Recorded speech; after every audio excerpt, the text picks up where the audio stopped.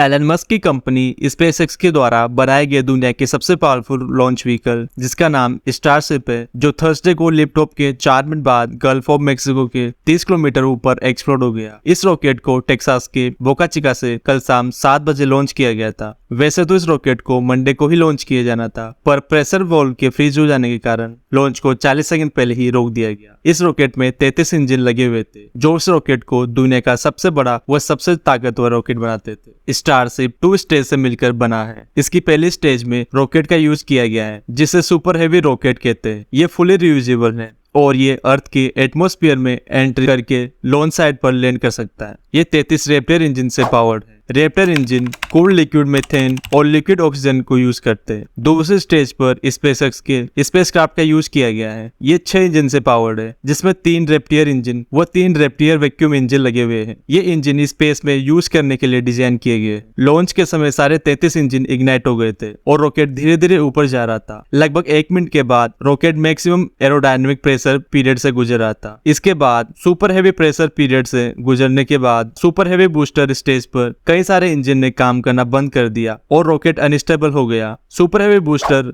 Stage rocket को extra thrust provide करवाती है, जिससे रॉकेट को एक्स्ट्रा लिफ्ट कैपेसिटी मिलती है। स्पेसक्राफ्ट को बूस्टर से अलग होना था, पर ऐसा हो नहीं पाया, जिसे ऑटोमेटिक फ्लाइट टर्मिनल सिस्टम ने रॉकेट को डिस्ट्रॉय कर दिया। Automatic flight terminal system rocket में कुछ भी गड़बड़ होने पर इसे अपने आप नष्ट कर देता है, ताकि रॉकेट गलत डायरेक्शन में फ्लाई करके किसी पॉपुलेटेड एरिया में गिर न जाए। वैसे देखा जाए तो लॉन्च बहुत ही इंपॉर्टेंट था। इसी स्टारशिप रॉकेट के द्वारा एलन मस्क का मार्स पर जाने का प्लान था। इसी लॉन्च व्हीकल की मदद से इंसान मून के अलावा किसी और प्लेनेट पर कदम रखेंगे। एलन मस्क 2029 तक मार्स पर अपनी कॉलोनी बनाना चाहते हैं और देखा जाए तो स्टारशिप ही वो रॉकेट बनेगा जो इंसानों के इंटरप्लेनेटरी मिशन को अंजाम देगा। आपके मन में ये सवाल आ रहा होगा कि स्टारशिप मंगल ग्रह पर इंसान को कैसे पहुंचाएगा। स्टारशिप सुपर हेवी बूस्टर के साथ लॉन्च होगा। इसके बाद बूस्टर वाला पार्ट स्पेसक्राफ्ट से अलग हो जाएगा और अर्थ पर वापस लौट आएगा। इसके बाद अर्थ से रिफिलिंग टैंक लॉन्च होगा, जो ऑर्बिट में स्पेसक्राफ्ट से ढक होगा और फ्यूल भरने के बाद वापस अर्थ पर लौट आएगा और स्पेसक्राफ्ट मार्स की ओर बढ़ते हुए 7.5 किलोमीटर पर सेकंड की स्पीड से मार्स प्लेनेट के एटमॉस्फेयर में एंटर करेगा